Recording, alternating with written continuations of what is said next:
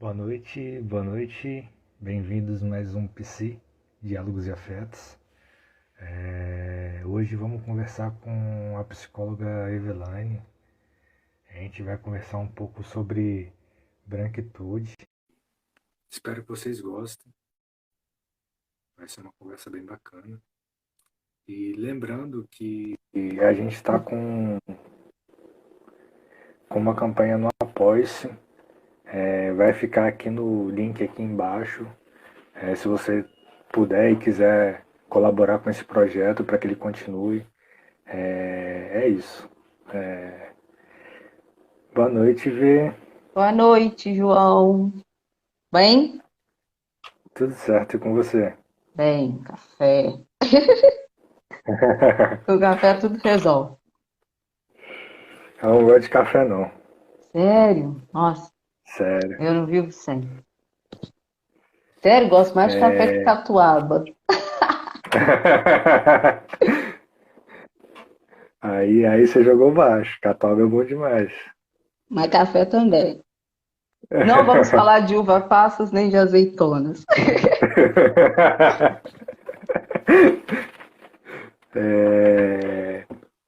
Antes da gente começar, vamos fazer aquele esquema da gente se apresentar. Se apresenta aí, e depois eu me apresento e a gente começa o nosso bate-papo. Então, boa noite para todo mundo que está entrando, que está aí. Eu vou me apresentar já agradecendo o convite do João para a gente voltar a fazer uma live.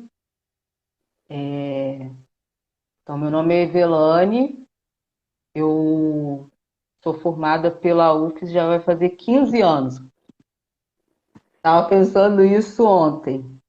Em agosto vai fazer 15 anos, né? Eu sou psicóloga concursada aqui em Guarapari desde 2011 e estou trabalhando na Secretaria de Assistência. Atualmente eu estou psicóloga aqui no acolhimento institucional e é isso. Um longo caminho, né? Passou muito rápido. João que está iniciando na universidade, né, João, praticamente, mas voa. 15 anos passou assim, ó, voando. Imagina 5 dentro da UFES, né? Sempre parece que é eterno, mas depois tudo voa, tudo passa. É isso. Obrigado, Vê. Eu que agradeço assim, a sua prontidão para aceitar o convite, né, e estar aqui de novo para conversar com a gente, né. Como ela falou, meu nome é João, João Otávio. Eu sou estudante de psicologia na UFES e é isso, eu estou no começo. Tenho uma trajetória toda aí pela frente e estamos construindo ela aí devagarzinho e tentando se aprofundar em diversos temas e é isso. Hoje a gente vai conversar um pouco aqui sobre branquitude, né? E aí eu te pergunto, Vê, o que é branquitude? Então, a gente vai falar sobre branquitude, e aí eu pensei em dividir esse tema que é tão extenso, assim, é tão polêmico, em 4 tópicos, né? O que é branquitude, o medo dos brancos em falar sobre branquitude, relação de branquitude e privilégios, e o privilégio branco e a raiz do preconceito racial. Como eu falei para você, é um tema bem polêmico, né? Na escolha, eu falei, não, esse não, vou escolher o outro. Não, mas esse tem mais a ver com a live que a gente conversou passada. E branquitude é um termo que está muito atrelado, né? É uma palavra-chave, vamos dizer assim. Se a gente fala de racismo, a gente tem como palavra-chave a branquitude. Ela ficou mais em voga, mais conhecida, assim, a partir dos anos 2000, apesar de já estar em várias pesquisas, em vários estudos sobre a questão racial desde dos anos 2000 e fala, ela é uma metáfora, né? É quase que uma metáfora dessa questão da superioridade do branco em relação ao outro. Se a gente for pensar, assim, né, bem, já que é um bate-papo, não vamos nos aprofundar em questões muito técnicas, em termos muito técnicos e científicos, é mais ou menos isso.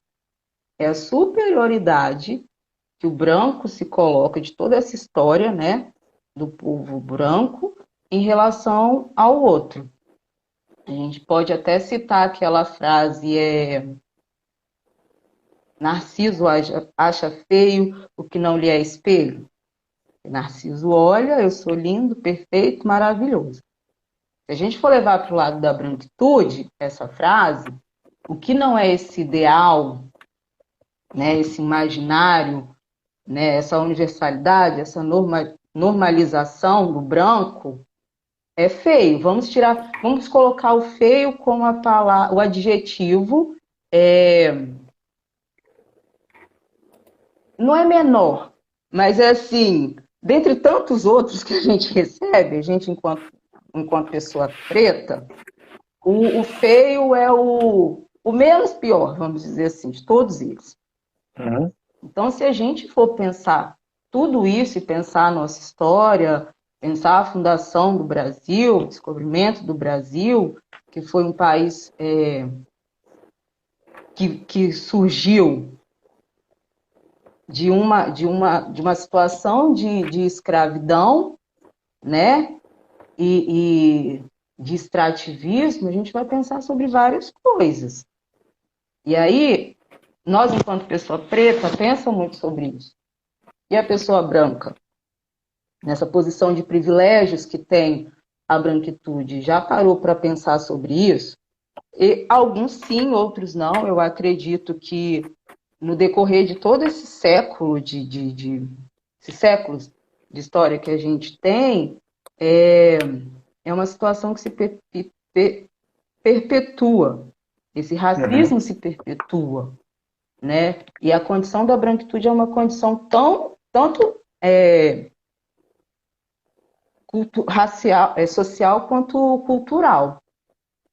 Quando eu estou falando dessa questão do branco, dos privilégios, dessa superioridade em relação ao outro, as pessoas ficam falando, né, às vezes, a música preta, os autores pretos, a literatura preta, o teatro preto, e a gente não vê, do outro lado, assim, a literatura branca.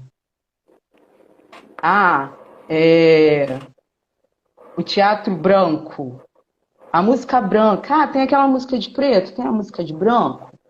É tudo muito universal, não se discute isso.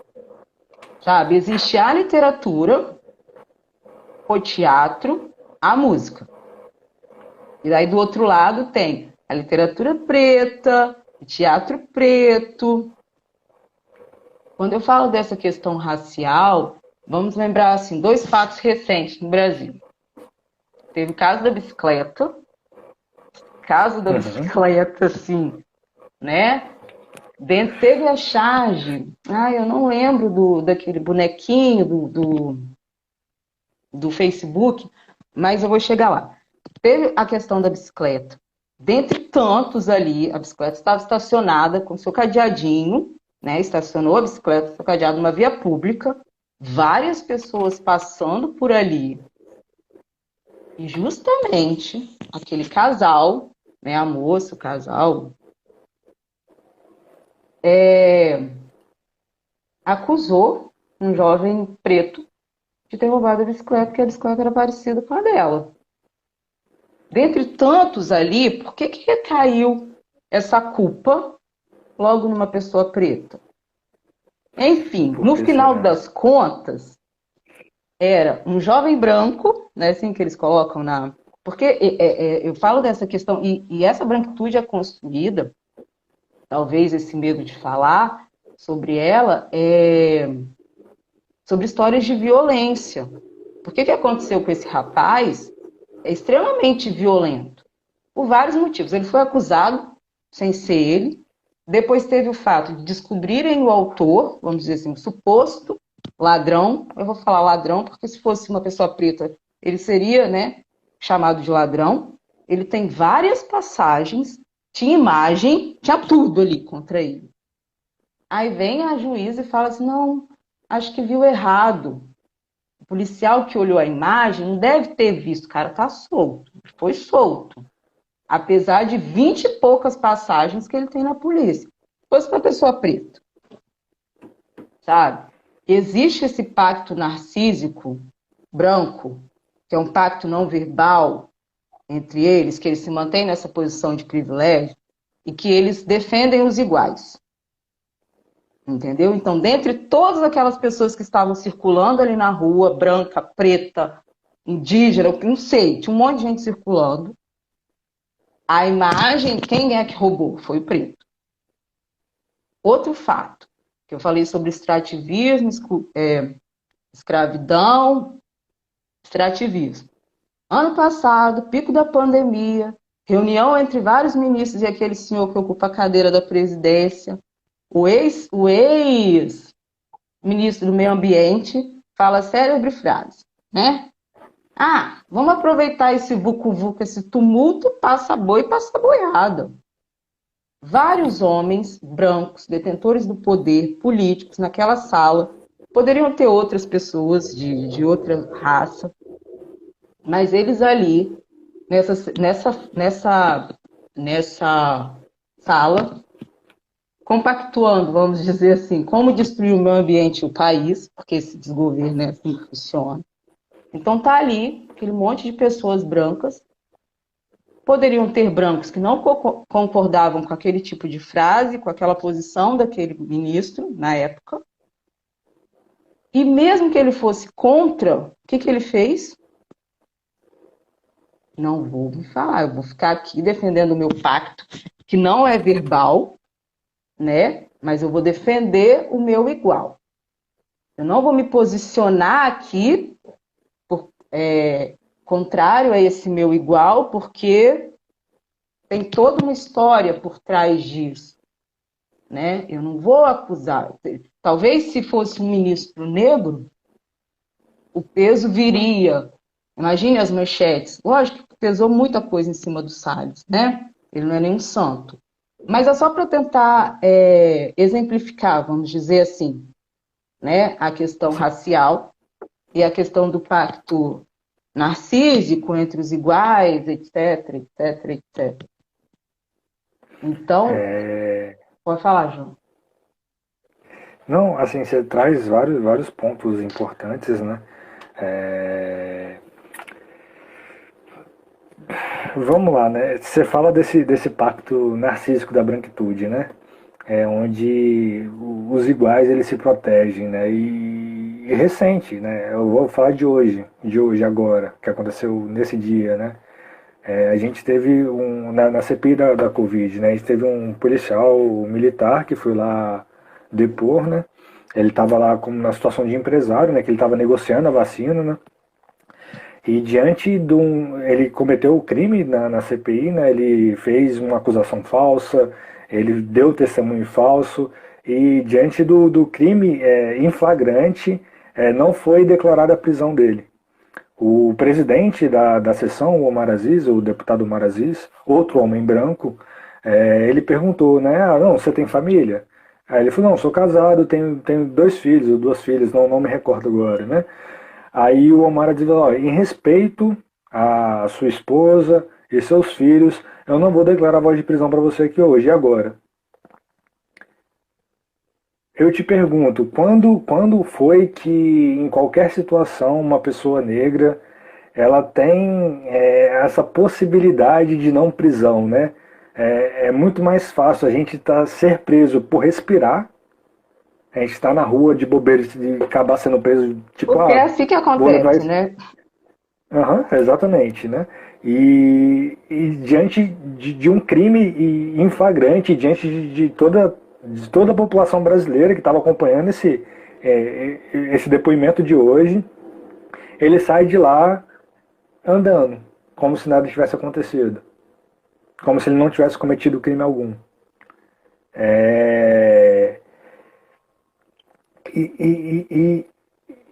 É esse crime, esse pacto é o que protege eles, né? A gente tem lá, né, nessa CPI, a gente tem uma maioria de homens brancos que discutem sobre tudo que está acontecendo, sobre os rumos que vão levar essa CPI. Eles são senadores, as leis que vão reger o país. Então, é muito complicado, né? Você traz que a partir do descobrimento do Brasil, eu não falo descobrimento, eu falo invasão, porque foi uma invasão. Os portugueses, eles invadiram o Brasil e construíram esse país, né? Em cima do genocídio do povo indígena, da escravização do povo indígena e do povo negro, e também do genocídio do povo negro. E, e você traz essa questão dessa referência, né, como se o branco ser o normal, né, a norma, né, eles não são racializados, né, e a branquitude é justamente dizer disso, né, ei, vocês também são seres racializados, vocês também têm um lugar nisso, né, o ser humano, tá lá o branco, e embaixo do ser humano tá lá o negro, o indígena, o asiático, e entre outras etnias, né? É muito o contrário disso, né?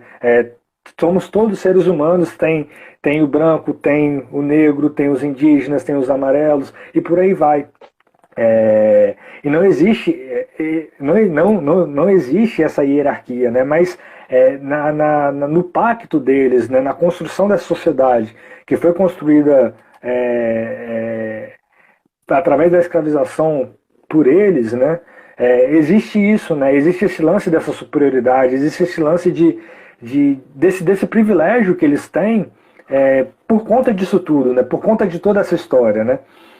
É, E outro ponto que eu anotei aqui, né, é que tem um detalhezinho muito pequeno, um detalhezinho muito pequeno, mas que faz toda a diferença, né? O branco, quando ele erra, é sempre o indivíduo. É sempre o indivíduo que está errando. Mas o negro, quando erra, é o coletivo, né? É como se Sim. todos os negros fossem repetir aquele processo, sabe? Como se todos os negros estivessem fadados a, a repetir aquele erro, né? Mas o branco não. O branco, quando ele erra, é somente o indivíduo que desviou, que está errado, que precisa de uma correção. E aí vem vários adjetivos como ele é louco ou alguma coisa do tipo para tentar justificar a falha desse par, né? Aí esse pacto ele se defende dessa forma, né? Ele tenta criar algum adjetivo que vai desqualificar aquele outro par deles para não cair no coletivo, né? Sim, e falar de branquitude é tocar numa ferida, vamos dizer assim, que é sair daquele discurso de meritocracia, entendeu? Que coloca, assim, a minha posição, o meu status social, como que se foi minha capacidade, meu merecimento. E aí encobre, mais uma vez, essa questão da violência, né, nessa posição de superioridade do branco. Eu mereci, mas tá, você mereceu, você conquistou esse posto aí, vamos dizer assim, através de quê? Como? Sabe? Eu falo aqui no Espírito Santo tem muito disso. Eu falo Espírito Santo porque é Espírito Santo, é aqui que eu moro. Questão de sobrenome. Você vai em algumas localidades, tem aqui, sabe, aquela família, né? E Uhum. geralmente são aquelas famílias brancas, europeias e não sei o quê. Eu tô aqui, cheguei até aqui, tô nessa posição, mas a custo de quê? Eu não estou falando que todas as pessoas brancas são más e por conta dessa branquitude elas são más, mas a gente tem que refletir sobre isso. A custo de quê? E aí a gente está falando, né, de tudo isso, de genocídio, né, de colonialismo, de racismo, de extrativismo. Essa posição foi conquistada. Esse privilégio, sabe, existiu. É trazer, eu acho que A questão da branquitude é trazer a reflexão também para os brancos que ele faz parte dessa questão, sabe? Faz parte desse problema. Ou se omitindo e não querer discutir ou achar que essa parte não lhes cabe, ou por conta dessa opressão mesmo, sabe? Voluntária, essa questão de acusar o outro, só porque o outro é diferente, vamos dizer assim, não é o Uhum. seu igual, sabe? Então isso vem dessa história colonial, né? Quando o branco europeu sai por aí para conquistar as terras, e é sempre assim, o outro, João, é sempre ai, o animalesco, como que eu, caraca, desculpa, não pode falar essa palavra, talvez. Pode falar o que você quiser. Ai, gente, o selvagem, já tem muito disso no livro de história, né? Os índios selvagens, o branco tem que ir lá para poder domar essas pessoas, para poder, sabe? Existe muito disso. Então, quando eles saem para as conquistas, se cria esse branco espiritualizado, intelectualizado, sabe? Que é diferente do outro. Ele é superior, ele tem um nível acima do outro para poder justificar as suas práticas e as suas explorações. Entendeu? Então, quando acaba a escravatura, voltando a falar de Brasil, não se acaba essa questão da superioridade. Tenta-se novamente invisibilizar o outro, né? Porque aí começa a se incentivar a miscigenação, mas essa miscigenação se dá por conta de quê? Muitas vezes por conta de violência. Violência sexual, tanto das negras quanto das índias, e até dos próprios negros. Não sei se eu mandei para você os senhores de engenho, né? Muitas vezes, para mostrar sua superioridade, eles estupravam os homens, os escravos, né? Na frente das suas famílias, para mostrar ali quem manda, entendeu? Naquele espaço, naquele território. Então, quando acaba a escravidão, eles incentivam essa miscigenação e essa entrada, né, de europeus, vamos dizer assim, no país, para poder fazer o quê? Um apagamento dessas pessoas negras. Vamos dar uma clareada, né? Vamos misturar um pouquinho para, enfim, mas é uma violência. Então a história da branquitude, ela é construída, ela não é uma coisa natural, ela é construída e é construída de uma forma muito violenta, entendeu? As pessoas ali, eu acho que essa é a maior dificuldade em tocar nessa ferida. Quando você está ali naturalizando e normalizando essa questão das pessoas brancas, né, essa questão da branquitude, não tem que pensar no entorno, entendeu? Não tem que pensar a minha história, né? A minha história deles, né? Dos brancos. Uhum. Porque a gente pensa nosso o tempo todo e a gente é cobrado por isso, sabe? E eles não são contentados em nada. Inclusive, falando de nossa história, história deles, né? A gente tem uma questão muito problemática que no Brasil, falando de Brasil, né, que é a realidade que a gente vive, esses descendentes desses europeus, né, eles sabem quem são as famílias deles, de onde eles vieram, de qual país eles vieram, qual país a família dele veio. Tem o tataravô lá, que era lá da Itália, da Alemanha, de não sei aonde. E a gente não tem isso, né?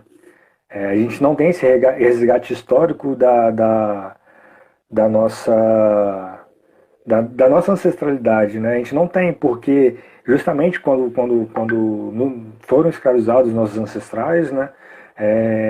rolou todo um processo, todo um ritual de animalizar aquelas pessoas, né? Para justamente romper com esse vínculo, né? Porque quando a gente tem certeza desses nossos vínculos, a gente é fortalecido, né? E se eles desfazem desses vínculos, a gente começa a se enfraquecer um pouco mais, né? E indo nessa perspectiva de selvagem, né? Que você traz, aí fica a questão no ar, né? Quem de fato é o selvagem, né? A gente tem uma população indígena que preserva o meio ambiente, que protege o meio ambiente, e a gente tem esses ditos humanos, Intelectualizados, superiores. ditos superiores, né? Ditos os bons, né? Que querem expropriar as terras indígenas, não a PL 490, querem expropriar as terras indígenas que já existem, que já são demarcadas, né? Para explorar mais ainda, né? Para desmatar mais ainda, né? Para matar mais o nosso planeta, né?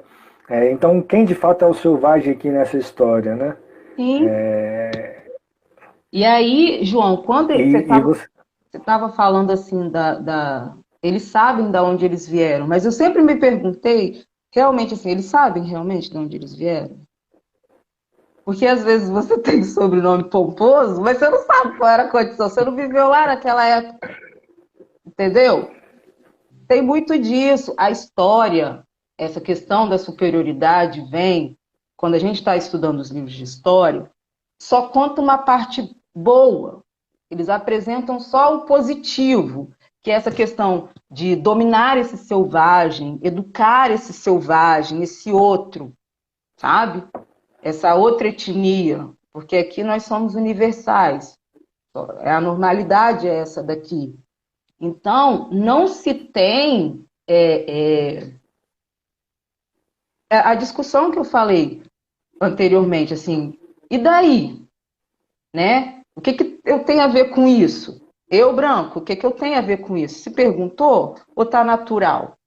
Entendeu? É assim desde que é assim, desde que o mundo é mundo, sabe? Então a história deles é contada privilegiando mais esses pontos positivos, entendeu? Sim, Várias coisas são deixadas colocadas debaixo do tapete e é isso que a gente está sim. convidando a refletir, entendeu? A proposta aqui é de uma discussão, o que significa ser branco? Entendeu? O que significa ser branco é reconhecer que essa branquitude veio por conta desses fatos, por conta de toda essa violência, dentre todos os atos que aconteceram. Entendeu? Só que ninguém está sendo contra branco aqui, não, gente. A gente só está falando dessa questão da branquitude, dessa superioridade. A gente está aqui para discutir. Levar uma reflexão, vamos dizer assim. E de fato, nesse processo, e eu acho que esse é o convite, né? É o se reconhecer enquanto branco racializado, né? Tipo, enquanto raça branca, né? Enquanto pessoa branca, né? E não enquanto pessoa, porque pessoas todos nós somos, né? Sim. Mas enquanto pessoa branca, e o que esse branco traz de privilégio, o que esse branco traz de responsabilidade, porque é isso, né? O medo que você fala, né? O medo que existe desses brancos em tratar da branquitude é de fato tocar na ferida, né? Rever que o lugar que ele está hoje, os lugares que eles estão hoje, veio à custa de muita coisa, né? De muito sangue indígena, de muito sangue preto. E é reconhecer e através desse reconhecimento, né, ter uma responsabilidade com isso, né, porque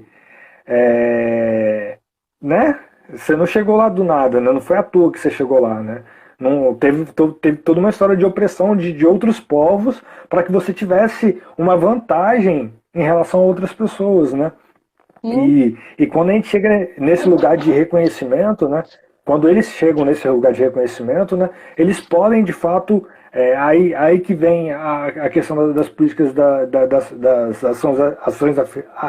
ações afirmativas, que vem, de fato, tentar dar um equilíbrio nesse processo que está em desvantagem há muito tempo para a gente, né?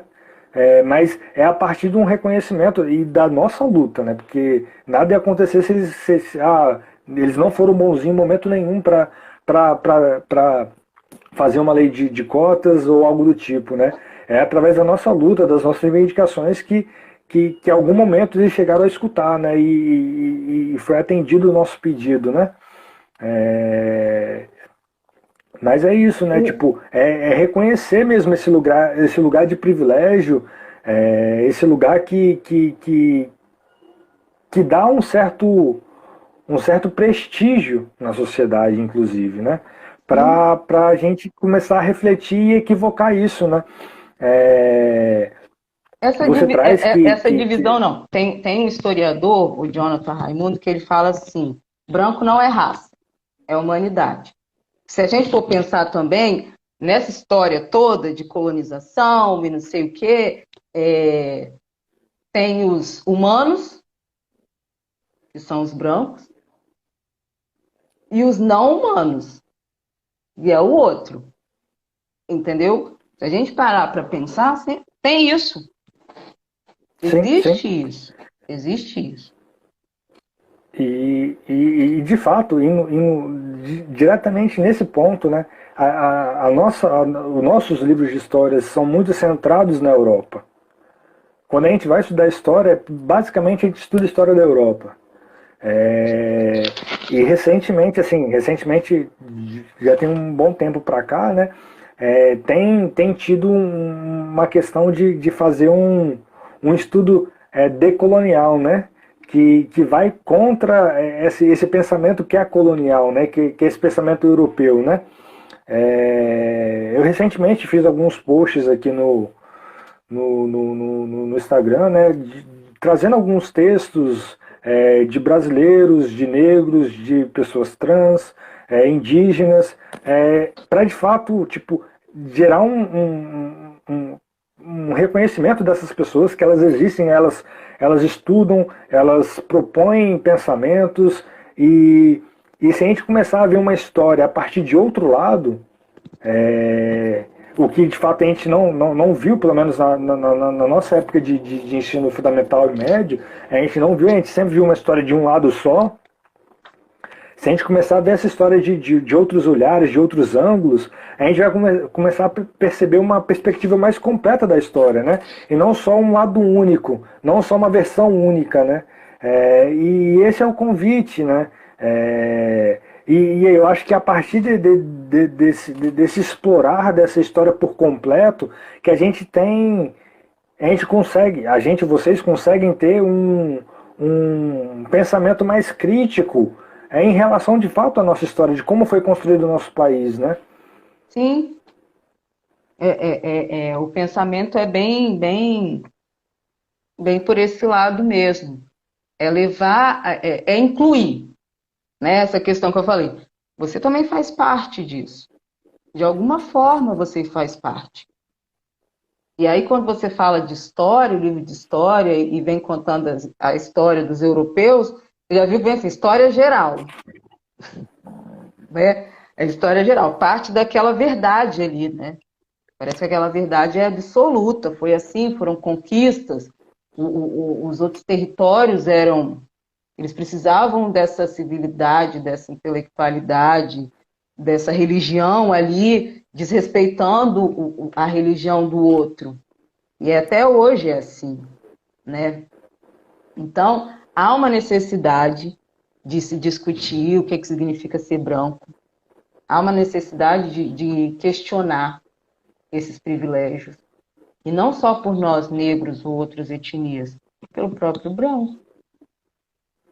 Pelo próprio branco, sabe?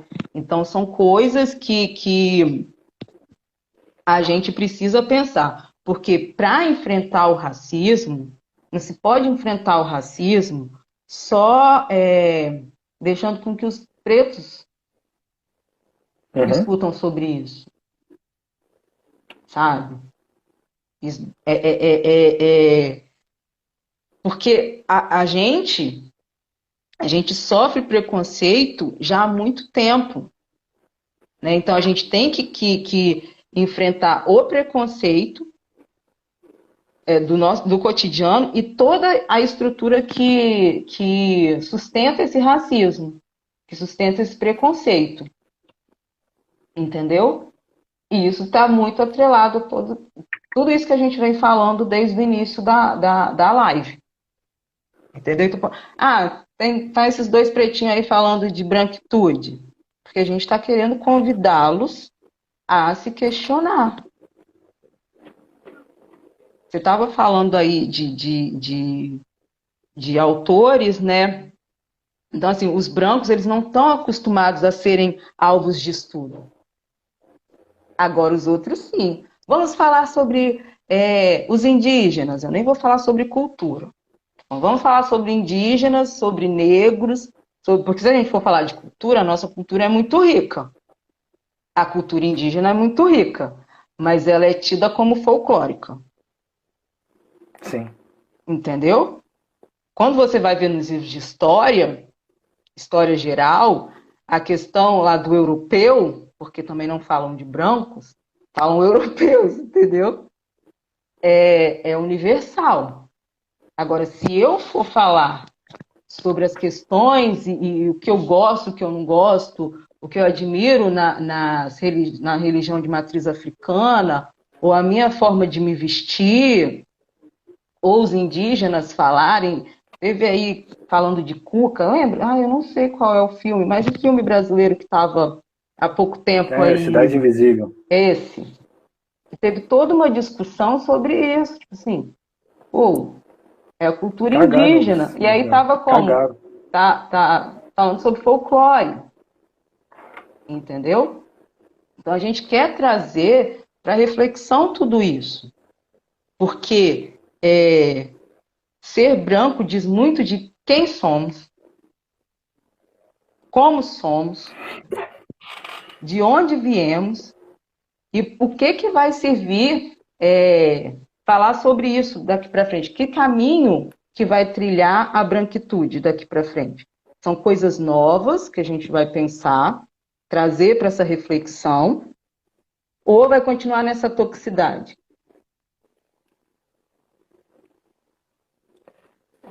De fato, de fato. Ainda mais porque, assim, né? Quando a gente fala de racismo, a gente necessariamente tem um sujeito branco do outro lado.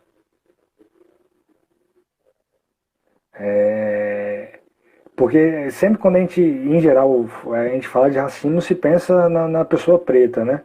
Mas a gente não pensa na pessoa que que comete esse racismo, né? A pessoa que comete esse crime de racismo, né? Que geralmente é uma pessoa branca. Sim. Então, é muito necessário que as pessoas brancas elas tenham consciência disso, que só existe racismo porque o branco comete racismo. É uma questão que eles têm que resolver entre eles e que eles não resolvem porque isso continua dando privilégios para eles, e por isso que a gente continua a lutar porque a gente sofre por conta disso e a gente quer viver, a gente quer respirar, a gente quer ter uma vida digna e a gente luta contra isso, mas as pessoas brancas elas precisam entender que isso é um problema causado por elas, né? É um problema que a gente sofre, mas é causado por elas, Tem né? aquela E se elas frase. pararem de cometer racismo, não tem mais racismo. Tem aquela frase, né? Quem apanha sempre lembra. Quem bate, que a gente batia, ó. Entendeu? Eu cometi racismo. Outra questão que também foi polêmica, está sendo polêmica até agora, né? A questão lá do Big Brother, do professor João, e a Uhum. peruca, e não sei o quê, né? Aí, quando sai o Rodolfo, ele fala, aqui fora meus amigos entenderam. Pode ser esse pacto aí, ó, narcísico. E aí, por que que a Camila De Luca, ela não pode usar as perucas dela? Também foi colocado em questão, sabe? Por que que esse Exatamente, né? discurso do Rodolfo, né? Ele, tudo bem, ok, e a Camila não pode usar as coisas dela? Ah, você criticou tanto, mas usa uma peruca lisa. Aí a gente entra em várias questões, porque o cabelo liso não é não é algo exclusivo da população branca. A gente começa por aí, né? Nem o cabelo louro, né? A gente tem negros de cabelo louro natural, a gente tem negros de cabelo liso natural, a gente tem uma diversidade, né? Isso não é exclusividade da branquitude.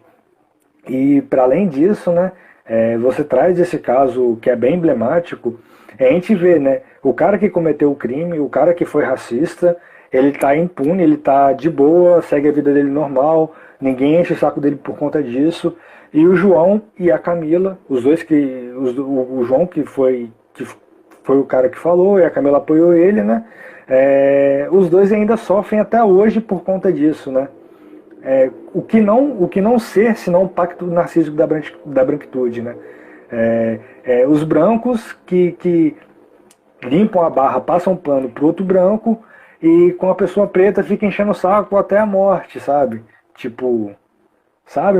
A pessoa não pode ter mais um minuto de paz que tem pessoa branca lá atacando ela por conta disso, por conta de uma parada que aconteceu e que nem foi ela que cometeu o ato, né? Foi outra pessoa que cometeu o ato. Mas quem sofreu que continua sofrendo, sabe? Que continua, perpetua esse sofrimento para essa pessoa, né? Hoje aqui no trabalho, a minha colega estava falando da filha dela, né? Tá na escola, voltou para ensino presencial, é aula de história, e ela chegou em casa angustiada, assim, né? Aí ela foi perguntar, minha filha, o que aconteceu? Não sei o quê. E a menina, assim, com o olho cheio de lágrima, porque toda essa reflexão que a gente está fazendo, ela é uma criança preta, ela estava sentindo o peso da história contado nos livros de história. Sabe? Ela estava sofrendo justamente aquilo tudo. Assim, nossa, mãe, fizeram isso com a gente. Tipo assim, coisas lá da ancestralidade que toca. Porque aquilo se bate, né? A mão que bate não vai lembrar. Mas quem apanha lembra. Então eu conquistei, eu invadi a terra, eu cometi genocídio. Isso não me prejudicou em relação ao outro. Então, quando vem essa fala de que é mimimi, pô, esses dois aí estão falando mó mimimi, cara. Não é, porque você não parou para refletir o que que o outro fez com você. Entendeu? Eu parei para refletir. Mas você parou? Por que que você fez isso comigo? Os dois lá que acusaram o rapaz perderam o emprego. Pô, só por causa disso, perdeu o emprego? E o rosto do cara estampado em tudo quanto Sim. que é jornal. E depois de tudo isso, ele ainda tem que provar, ser investigado, tem que mostrar a nota fiscal de que ele realmente comprou aquela bicicleta. Tudo bem? Sabe? Então, são essas E questões de privilégio, sabe, João? Você poder sair e não ser perseguido no supermercado, como volta e meia eu sou perseguida no supermercado, entendeu? Você poder, até pouco tempo, vou falar que é pouquíssimo tempo, que aparece as questões de você poder comprar um produto negro, entendeu? Tem um negro ali estampado. Eu falei na live passada da questão de quando eu era criança e a minha mãe me deu o primeiro bebê estrela negro. E, uhum. tipo, pra mim aquilo ali foi estranho. Eu achava aquele bebê, assim, horrível. Porque não existia. Quando você nasce branco, aqui no país, a gente está trazendo realidade, Brasil, você é meio que blindado. Você já tem assim, você nasceu branco, parte do princípio que você vai ser bem-sucedido financeiramente, vai ter um bom trabalho, vai ter educação, você vai ser belo. E quando você nasce negro, as pessoas já vêm perguntando: será que o nariz dele vai afinar? Será que ele vai ficar muito escuro? Será que isso? Será que aquilo outro? Entendeu? Então, para mim, foi muito difícil. Quando a pessoa, se alguém pergunta para a pessoa, dá aí a nota fiscal, uma pessoa branca, muitos não vão nem contestar porque está pedindo. E ele nunca vai imaginar que possa ser para averiguar alguma coisa que ele possa ter roubado. Vamos dizer assim. E para nós sempre tem esse olhar. Tem sim esse olhar. Me apresenta a nota fiscal que eu quero saber se realmente você...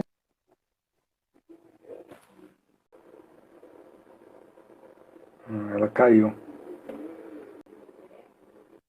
Voltei. Voltou.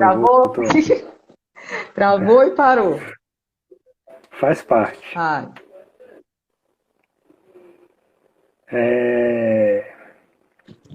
Até perdi onde você estava.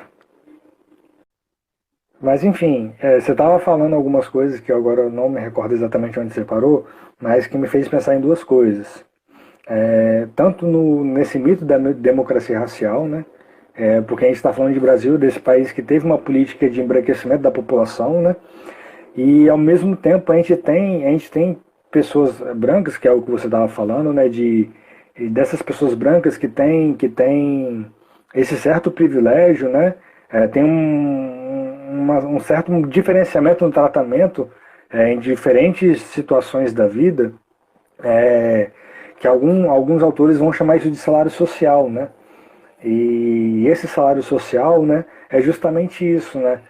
O branco ele é menos parado pela polícia, e ela caiu de novo. É muita emoção mesmo. Voltamos à programação normal, acho. Vamos lá. Você pegou a parte que eu estava falando do salário social? Falando sobre o quê? Salário social? Não. Tá. Eu estava falando, né, dessa questão desse mito da democracia racial, né, que tem esse mito, né, de que somos todos a mesma raça aqui no Brasil, mas não é, né? E tem essa diferença das pessoas brancas para pessoas não brancas, né? E aí alguns autores chamam isso de que esse privilégio que esses brancos têm, eles chamam de salário social, né? Que é justamente isso, né? Esse branco ele não vai ser parado pela polícia, esse branco ele não vai ser questionado se ele tem a nota fiscal daquilo que ele está portando ou não, dentre outras coisas, né? Que o branco tem esse salário, né? Esse benefício da dúvida, seja como quiser falar, né? Mas a pessoa branca ele tem esse privilégio nesse sentido de tipo, não vou ser questionado por conta disso, não vou ser parado por conta disso. E aí ele tem muito mais possibilidade de se locomover na cidade sem ser parado pela polícia, sofrer algum tipo de violência ou agressão por parte do Estado, e por aí vai, né? Complexo. Então, reconhecer esse privilégio branco, né? De que forma os sujeitos brancos agem para que esses privilégios sejam perpetuados. Alguém que está aí na live, que queira comentar, né? Já parou para pensar sobre isso? Né? Vocês já fizeram essa reflexão sobre esse privilégio? Pode falar, João. Não, e de fato, né, tipo, a gente pensar mesmo, né, aí a gente enquanto sociedade como um todo, né, aí sobretudo as pessoas brancas, né,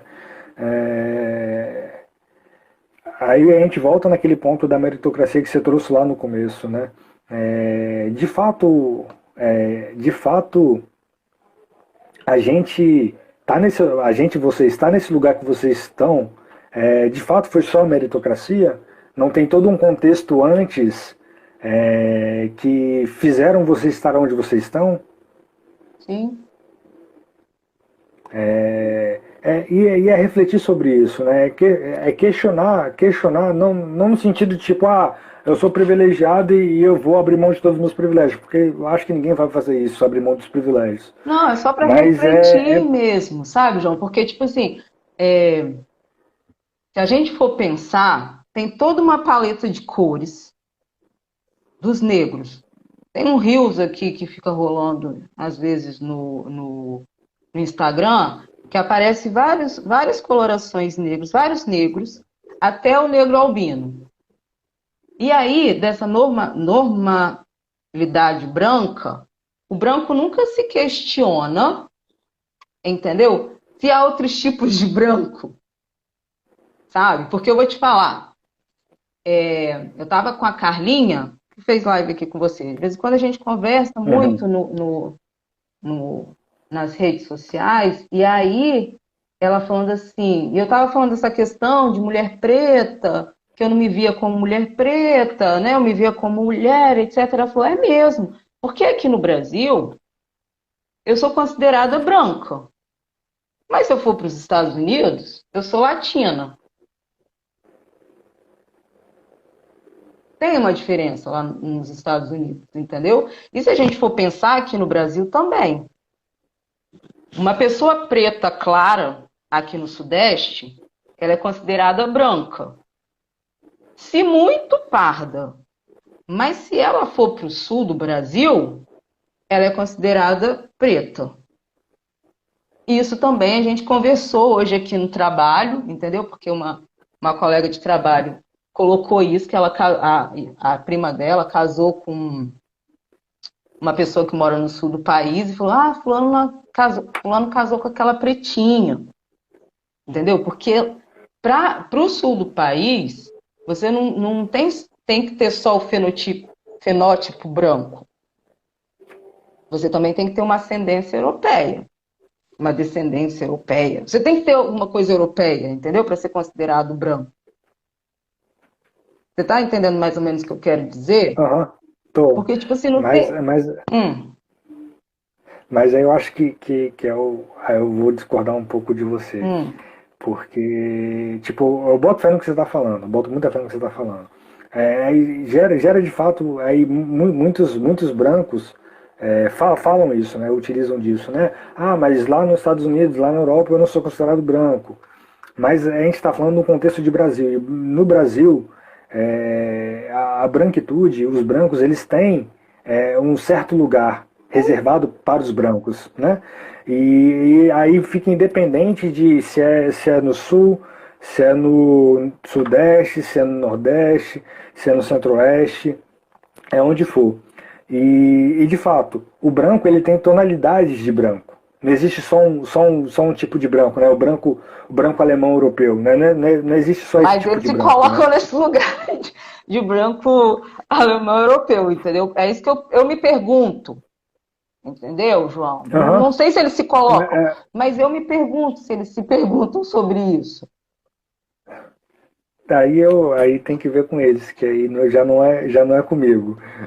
Porque eu não estou nesse lugar, porque eu sou um preto de pele clara. E eu sou um preto de pele clara em qualquer lugar do Brasil. Qualquer lugar do Brasil que eu for, eu vou continuar sendo um preto de pele clara. Mas quando a pessoa ela é branca, ela é branca. Tipo, aqui no por mais que lá fora ela seja considerada o que ela for, pode ser considerada azul. Tô nem aí qual cor que vai ser considerada. Mas aqui na realidade de Brasil, ela é branca. E sendo branca, ela usufrui de todo um privilégio que essa branquitude ela tem. A Yara, ela fez um comentário aqui, e eu acho que a Velane travou de novo, mas eu vou falando, eu espero que ela volte e não caia. Mas a Yara, ela trouxe um comentário aqui, né? Ela falou, deixando de explorar, principalmente trabalho doméstico. Calma aí, que isso sumiu aqui. Trabalho doméstico de mulheres negras, por exemplo, né? E de fato, E de fato, a gente tem essa herança do período escravocrata deste país. A gente tem essa herança desse período escravocrata do país que eles exploravam, né, a mão de obra de pessoas pretas, né, e explorando essa mão de obra,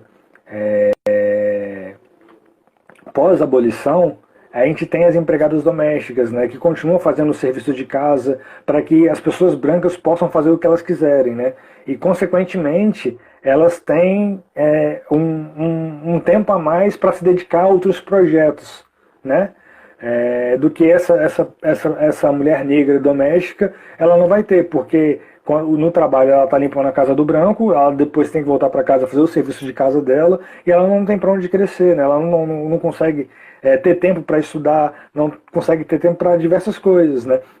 E esse privilégio que é herança da escravidão, continua sendo perpetuado através desse trabalho doméstico, né? É, enfim, a gente consegue abrir para muitas questões, vários pontos e explorar muitas coisas nesse tema, né? Porque, tipo Então assim, acho que existe desigualdade racial? Existe. E eles sabem que existe. Existe uma carência negra? Existe. E eles sabem que existe. Mas aí, isso tem alguma coisa a ver com branco? Aí eles vão falar, não. Como se todo esse processo, eles não estivessem participando, entendeu? Desde isso tudo que a gente está falando. Tipo assim, mas eu não tenho nada a ver com isso. A desigualdade social, a desigualdade racial no país existe. Existe. É claro e notório. Mas eu não tenho nada a ver com isso, não. Assim, eu cheguei aqui já estava assim. Você chegou como?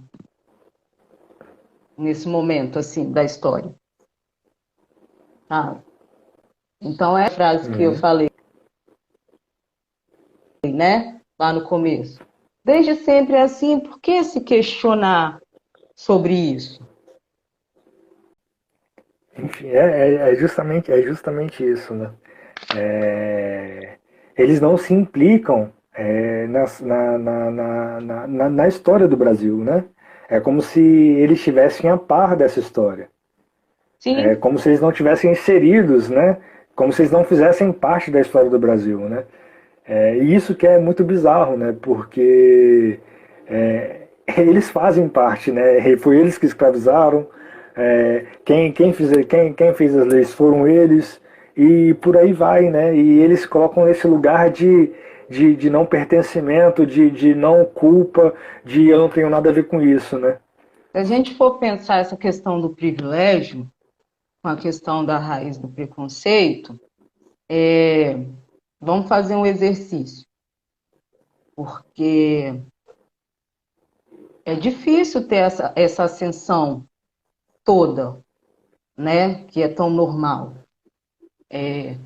Se você não nasce branco, não estou falando, estou generalizando que é 100% dos brancos que vão ter essa condição, mas é aquela questão de ser blindado, de saber que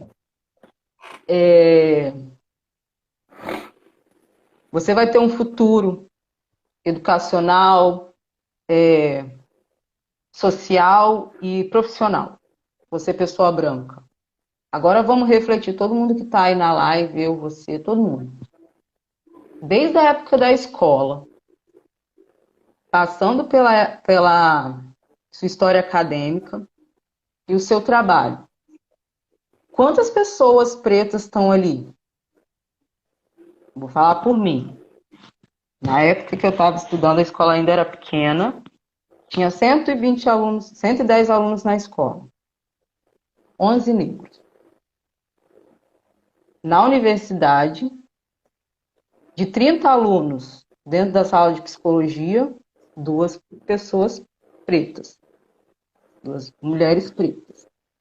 E no trabalho, aqui onde eu trabalho, só aqui nessa instituição, 19 pessoas, 19 funcionários. 3 pretos. Então, tipo assim, cada vez que vai aumentando o nível de complexidade, vamos dizer assim, né? Sua vida escolar, depois sua vida acadêmica, sua vida profissional, vai diminuindo. E lá no começo, você falou dessa questão de ter outros autores, a gente vê muito, principalmente a partir dos anos 90, uma produção de pesquisa e textos sobre questão racial de muitas pessoas pretas. Mas, diante desse pacto todo da branquitude, quando chamam para falar na televisão, vamos fazer um debate, aí chamam uma pessoa branca para falar, seja de branquitude, quanto de negritude, quanto... Sabe? E aí nos colocam sempre no lugar de falar sobre a consciência negra. Que aí nos chamam para falar sobre a consciência negra e falam, vocês não podem falar sobre... Por que não falar de consciência humana?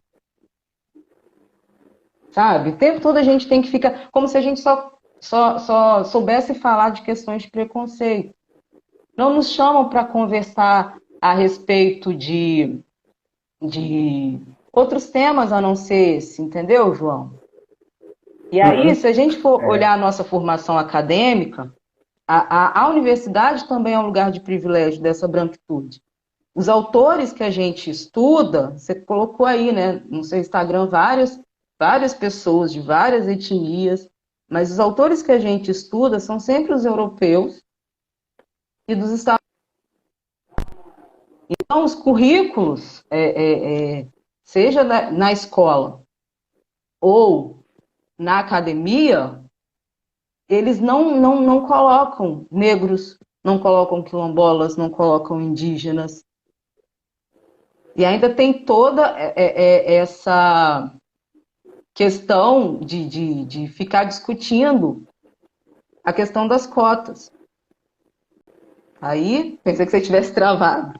E aí, João, uma vez eu estava lá na UFES, bastante tempo depois que eu saí, que eu fiquei refletindo essa questão de cotas, né?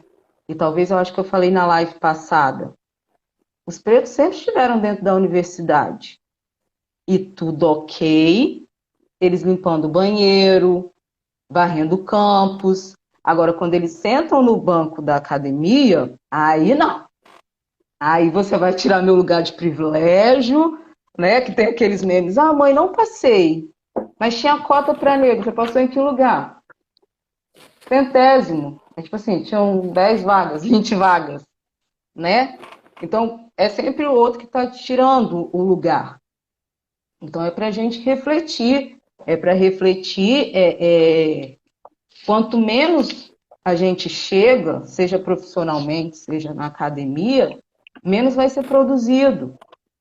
Isso também tem a ver com esse pacto, sabe? É aquilo que você falou. A empregada doméstica está ali se matando, para o outro se manter ali no seu privilégio de fazer outras coisas, de estudar, e ela...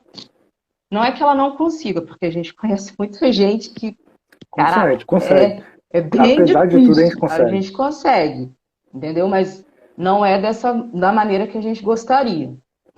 A gente carrega um peso muito grande para chegar até aqui. E vai carregando esse peso, assim, o resto da vida, né? E é justamente sobre isso, né? Falar sobre branquitude é, de fato, reconhecer que muitas vezes vocês são carregados. Vocês não chegam lá por mérito de vocês. Porque se vocês tivessem que cuidar da casa, fazer comida, fazer tudo que tem que fazer uma pessoa funcional faz, vocês não dariam conta. Não dariam conta. E você traz essa questão da academia, né? E cita, né, os textos que eu publiquei aqui, né, as reflexões que eu fiz, desses outros autores, né, que não pertencem a essa hegemonia branca, né? É na academia que a gente é a academia que produz, que faz essa produção de conhecimento, né? A produção de verdade. E quando essa parcela da população negra que acessava muito pouco, 1, 2% dos alunos da universidade eram negros antes das cotas, e com as cotas começam a de fato ocupar esse espaço, começa ainda mais forte todo um questionamento sobre por que só tem autor europeu, por que não tem autor negro, por que não tem Olha o autor incômodo, indígena. olha o medo, entendeu? A gente Aquele começa medo. a questionar, a gente começa a questionar, porque de fato pô, eu estou estudando, eu estou fazendo curso de psicologia, eu não me enxergo no meu curso. Eu não me enxergo no meu curso, mano. Só tem gente branca falando. Tipo, mano, eu não me enxergo no meu curso por conta disso. Eu amo a psicologia, mas essa psicologia europeia não me serve, não me cabe, não me encaixo. Não me encaixo nela. Então eu tenho que ver essa psicologia de outro lugar, de outro lugar, de outros autores. Eu tenho que beber de outras fontes, né?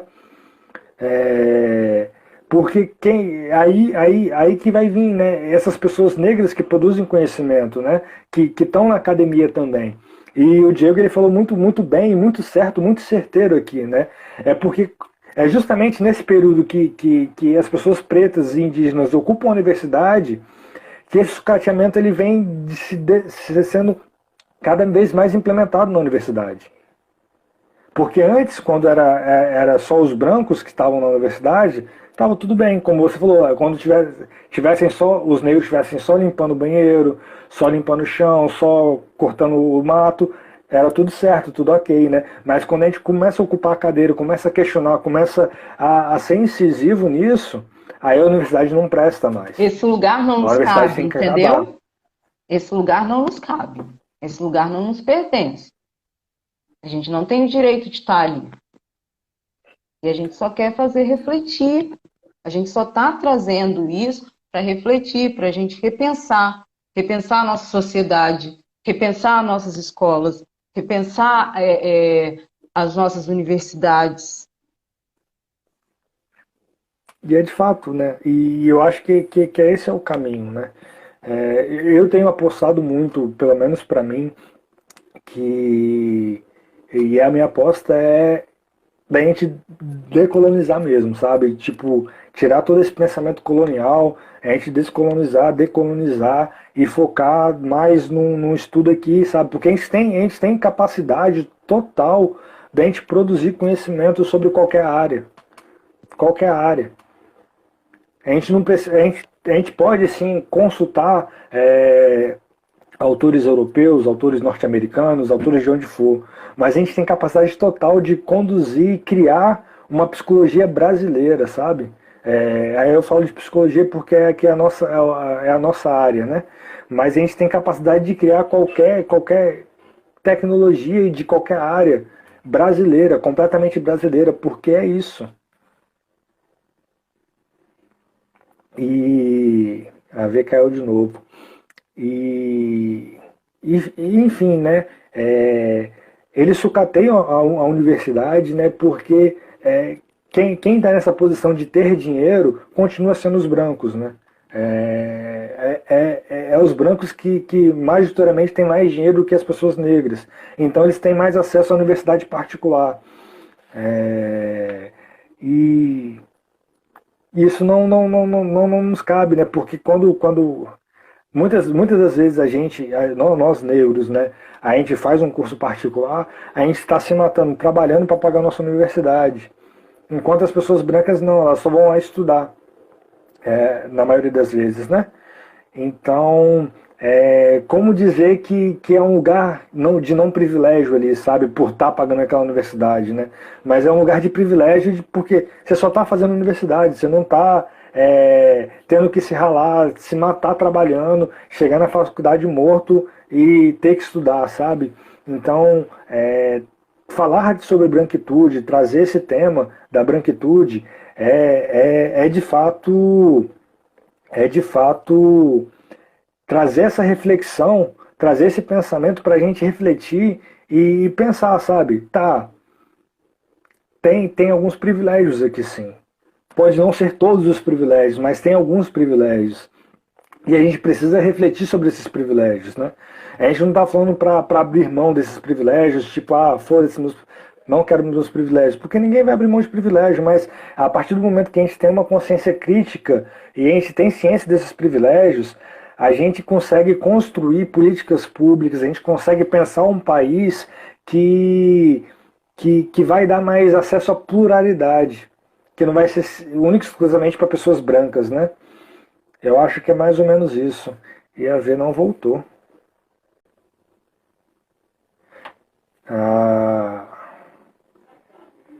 a Miri, ela acabou de dizer aqui, né? O acesso a um mestrado é muito elitizado. Daí o meio acadêmico produz apenas para a elite. E de fato, né? É muito sobre isso, né? A academia em si, né? A universidade em si é muito elitizada ainda. E é difícil a gente chegar lá e, e tentar fazer essa quebra toda, sabe? A Vi voltou. João, eu fiquei travada um tempo. Aí eu tive que dar um jeito na internet. Desculpa, gente, voltei. Não, tá tudo bem. Eu achei até que você tinha acabado a bateria do seu celular, que eu mandei Não, mensagem não. no WhatsApp e não chegou. Chegou agora chegou, mas não tinha A chegado. internet caiu, mas tudo resolvido. É... Você está onde nesse debate, nessa conversa? Eu perdi o tantão. Nossa, eu falei um monte de coisa aqui. Mas eu falei dessa questão da universidade mesmo, sabe? Pô, nem sei o que eu falei mais, mano. O que eu falei, gente? Me lembrei. Lembrei que eu cortei o raciocínio do João. Vamos ver o que o pessoal fala e o que eu falei. Eu estava falando disso, da universidade, dessa produção de conhecimento, é, do privilégio branco, isso. Eu estava falando de pessoas brancas, né, que tem um privilégio, mesmo aquelas que pagam, que fazem universidade particular, né, elas pagam a universidade particular, mas elas só estudam, né, elas só estão naquela função de ser estudante, né, enquanto nós, pessoas negras, que muitas vezes a gente tem que pagar a nossa universidade, a gente trabalha o dia todo para fazer a universidade à noite, porque a gente tem que bancar a nossa universidade, né, a gente não tem um privilégio só de pegar e estudar, né? Focar só no estudo, né?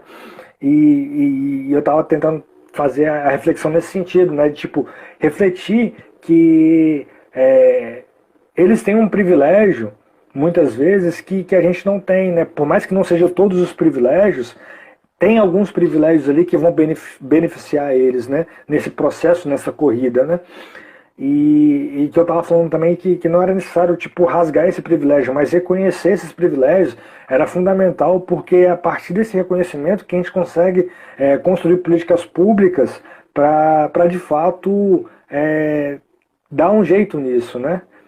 Para que esses privilégios não sejam uma diferença ou só um benefício único de um grupo exclusivo, né? Mas que seja para todos usufruírem desse privilégio, né? Pois é, João, você está falando de privilégios, assim, e eu reconheci o meu privilégio, entendeu?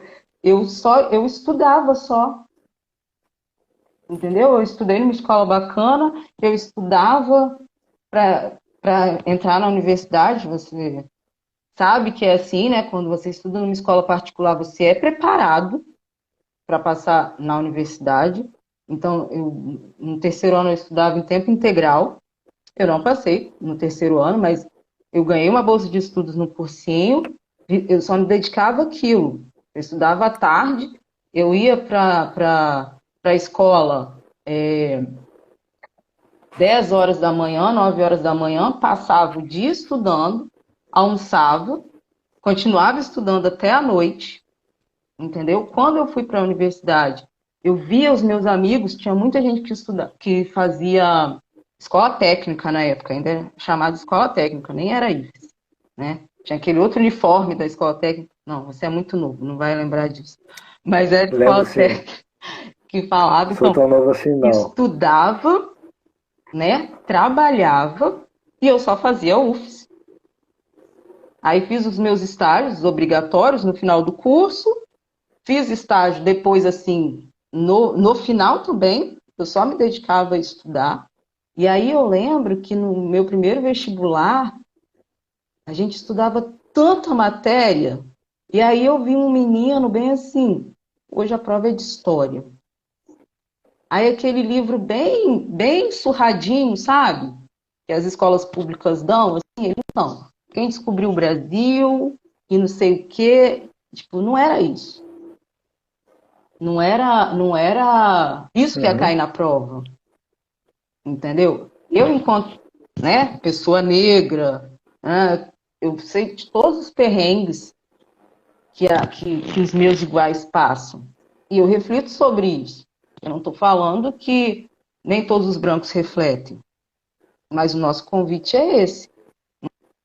Assim, não é mimimi, a gente tem que reconhecer os nossos privilégios, sejam eles brancos ou não. Eu acho que a pandemia escancarou muito isso. Porque aí você pensa numa coletiva. Aqui a gente está com acesso à internet, está caindo, mas a gente está com acesso à internet. Eu não consigo acessar os meus usuários, porque antes de vir aqui para o acolhimento, que vai fazer um ano, eu estava trabalhando no CRAS. Pela internet. Muitos têm celular, mas não quer dizer que tem internet. Auxílio emergencial, quantas pessoas ficaram de fora porque quem estava fazendo esse sistema aí no INSS pensou assim, todo mundo vai chegar, vai ter o seu computador, o seu celular, vai solicitar o benefício, e você viu, todo mundo viu o quanto que foi complicado, sabe? Aulas virtuais, a UF estava tendo esse problema, né, dos estudantes sem esse acesso. As escolas têm isso. A gente vai ver esse período pós-pandemia, o quanto esses privilégios vão ficar mais, né, escancarados, porque daqui a pouco tem Enem, já estão voltando às aulas presenciais, já tem uma defasagem. Tava mais uma vez. A V estava trazendo uma reflexão bem importante aqui. E, é justamente sobre isso, né? Vamos pegar aqui a nossa situação, né? Eu tenho uma internet aqui que funciona, ela tem uma internet que funciona, e mesmo assim, a nossa internet não é a melhor que tem, né? Agora imagina aquelas pessoas que têm uma internet que é pior que a nossa ou que não tem internet, né?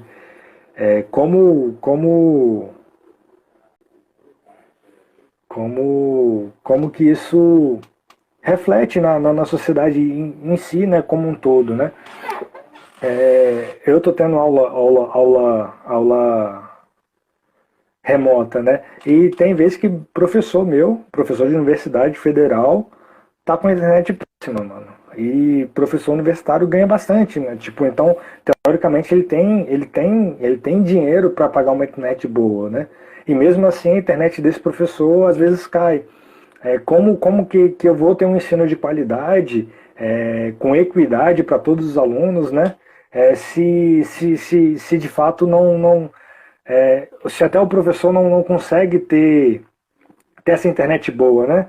Então, como é que a gente fala dessa acessibilidade? Como é que a gente não fala de certos privilégios, né? Esse que, de novo, fica o convite, né?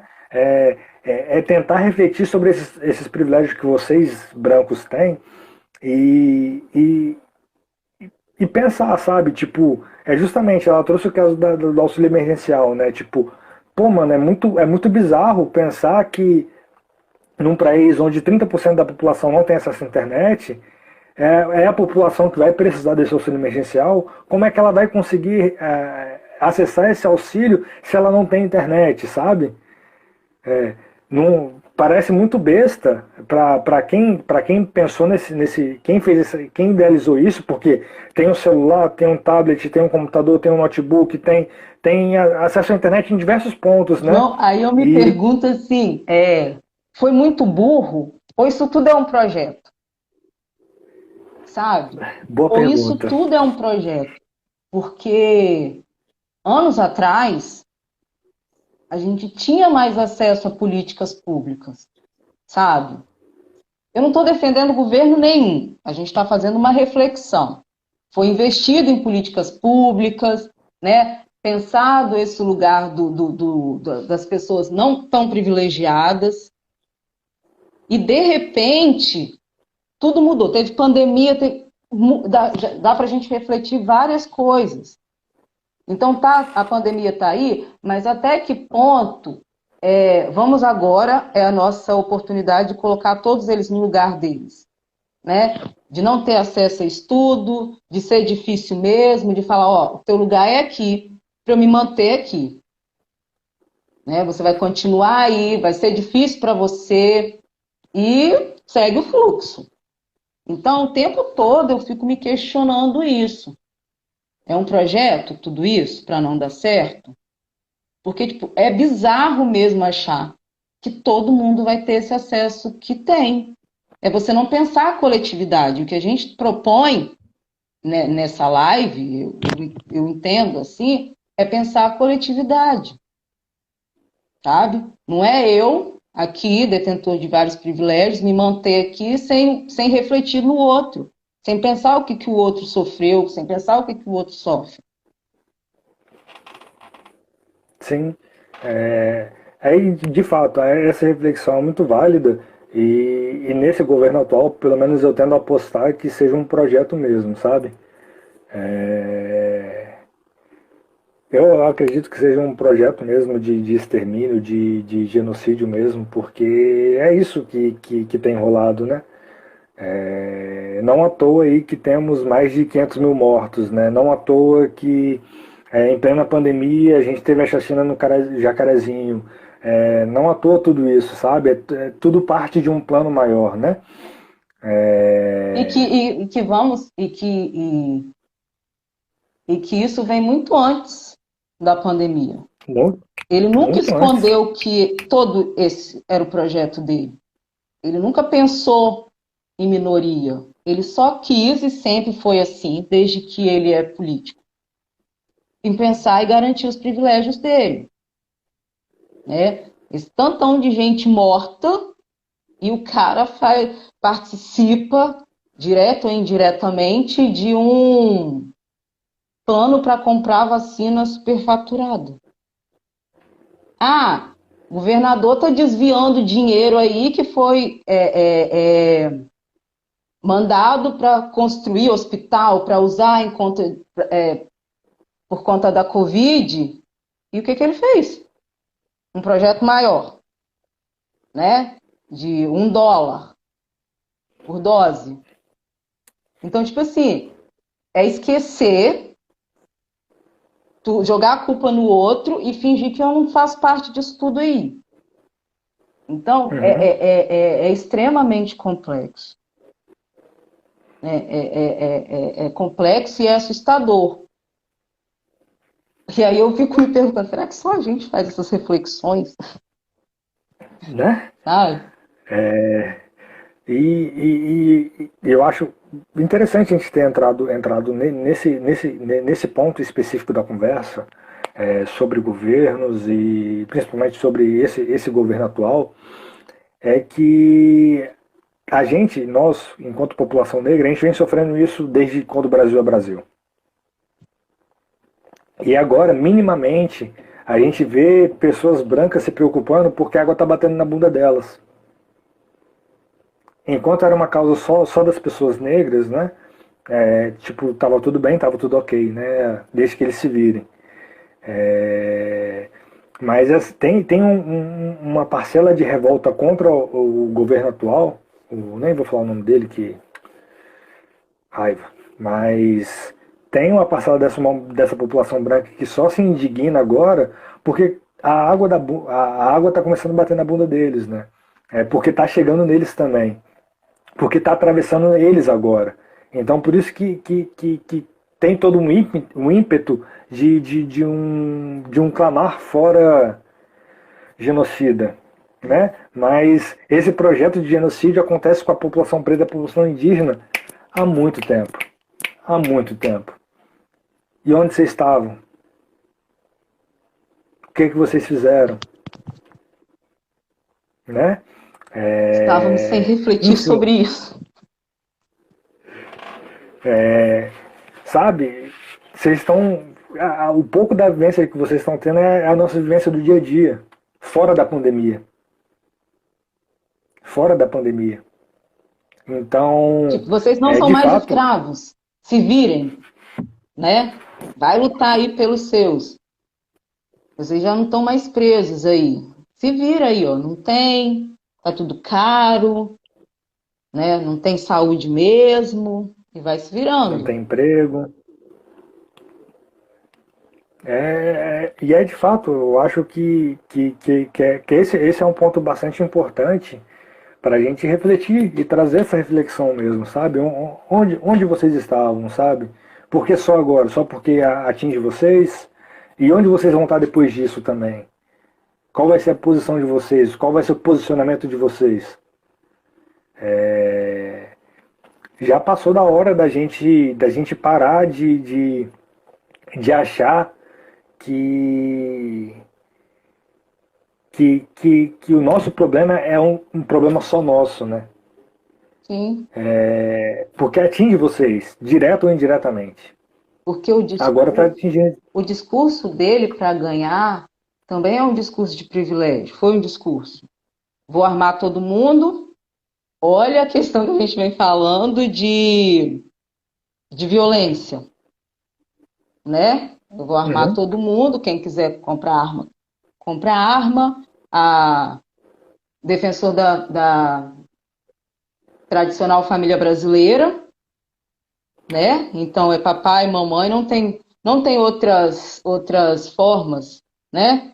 Não tem, só existe esse tipo de família, a família cristã, né? Então, tipo assim, é o imaginário, é aquilo tudo que a gente falou, que foi construído de ideal branco. É o Então combo branco, elegem esse branco sujeito, completo.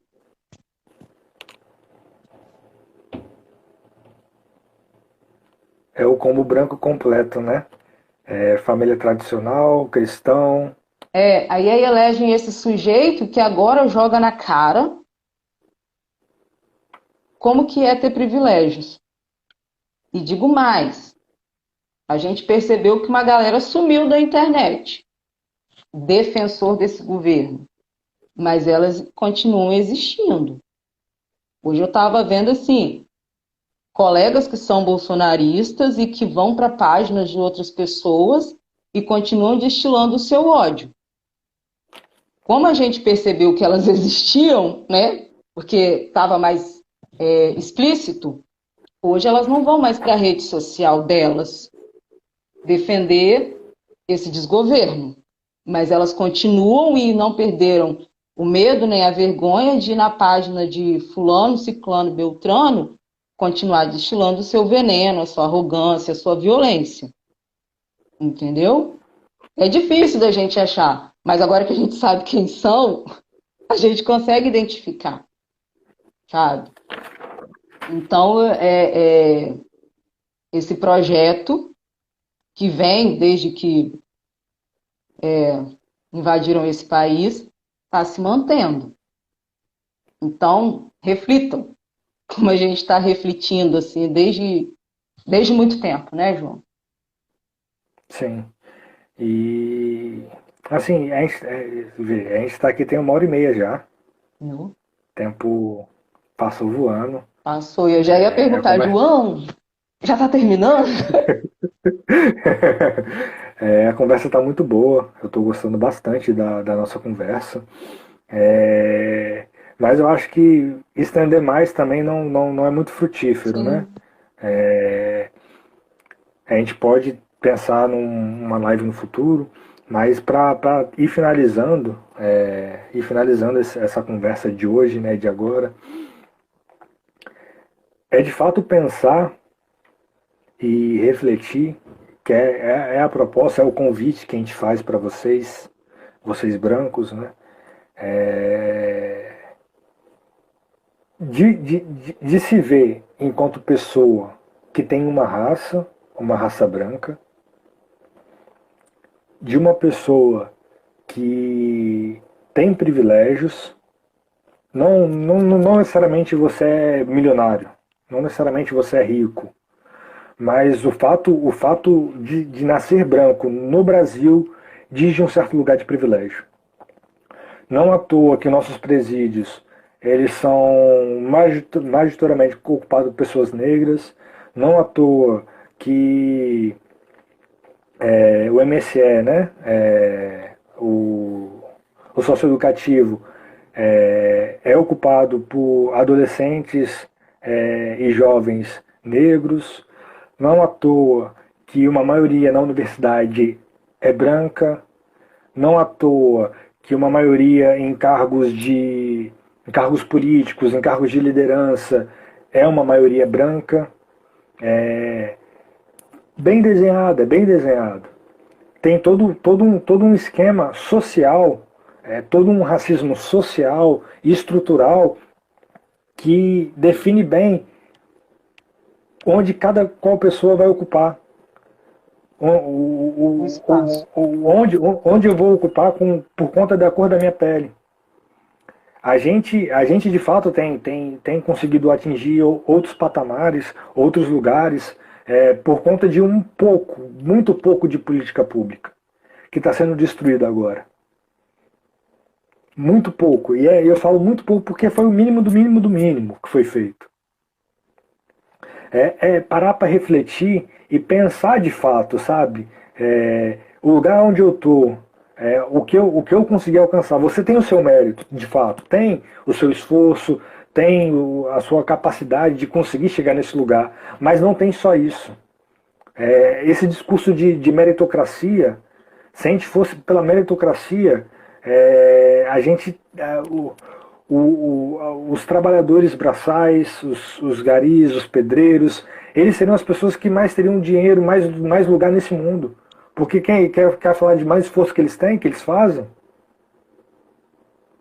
sabe? De fato pensar e refletir um pouco sobre o lugar que vocês ocupam na sociedade. E o que vocês fazem com esse lugar. O que vocês fazem com esse privilégio. O que vocês fazem com o alcance que vocês têm. Enfim, eu acho que eu posso encerrar por aqui. Eu passo a palavra para a ver se ela quiser falar mais alguma coisa, acrescentar mais alguma coisa, para a gente poder encerrar essa conversa de hoje. Não, eu acho que você disse tudo aí nesse final. E falar que eu gostei bastante. Realmente, eu acho que dá para parar por aqui, mas dá para refletir muita coisa. O convite fica aí. A gente pode sentar para tomar um café. Não é jogo de futebol, não é disputa, não é bipolaridade, não é nada, não é polaridade. A gente só quer construir junto. A gente quer levar a reflexão. Não é um lado está certo, um lado está errado. Foi o que eu disse. Você que está nessa questão, tá dentro dessa questão, né, da branquitude, não estou falando que você é uma pessoa má. A gente só está colocando essas questões do privilégio, de onde que veio e que, como você falou, é o mínimo. Não é ser rico. É você poder sair agora à noite e não ser parado. É você poder fazer suas compras em paz. É você entrar numa loja e a pessoa querer te atender. E não você se torna invisível. Porque tem duas invisibilidades. Tem a invisibilidade do negro, porque as pessoas ignoram ele ali. E tem essa invisibilidade do branco em achar que não estava presente ali, que a gente falou, né? E que existe desigualdade, existe racismo, tá, e o que o branco tem a ver com isso? Não, isso daí não tem nada a ver com o branco, não. Uai, tá invisível, né? Tem esses dois tipos de invisibilidade. A nossa, que mesmo sendo negros, ninguém nos enxerga, e o branco, de não se colocar nesse lugar. Sim. A gente só é visto quando oferece algum perigo, né? Aí a gente é notado. Aí a polícia vem, aí vem todo mundo, né? Mas aí é para deter a gente, é para prender a gente, é para matar a gente, né? No mais, eu acho que é isso. Agradeço de coração, Vê, por ter aceitado o convite. Foi uma conversa incrível mesmo. Lembrando, todos que estão aqui, todos que vão escutar esse episódio mais tarde, a gente está com uma campanha no Apoia-se, onde eu tento monetizar esse projeto, né? Para que esse projeto possa continuar, né? Porque eu preciso ganhar dinheiro, a vida é essa, né? E como tenho esse trabalho, né? Faço esse trabalho aqui, né? Por mais que seja muito prazeroso, muito gostoso fazer, demanda tempo, demanda estudo, demanda muitas coisas. E se vocês puderem estar colaborando na campanha, ela é uma campanha mensal, né? Então, quando você assina lá, você faz uma contribuição mensal. Daí é a partir de R$ 1 que você pode estar colaborando. E caso você não queira fazer algo mensal, a gente também tem o Pix também, que você pode estar contribuindo com qualquer quantia de valor. Eu vou estar postando aqui na legenda que eu vou salvar essa live, né? Então vai ficar na legenda da live aqui todo o site do Apoia-se e o Pix, para quem quiser estar colaborando aí. E no mais é isso. Novamente, obrigado, Vê, obrigado a todo mundo que esteve aqui com a gente, esteve comentando aqui no chat. A participação de vocês foi muito importante. E no mais é isso, agradeço de coração mesmo. Obrigado a todos. Beijos. Boa noite, João. Boa noite, Beijo. galera. Tchau, tchau. Tchauzinho.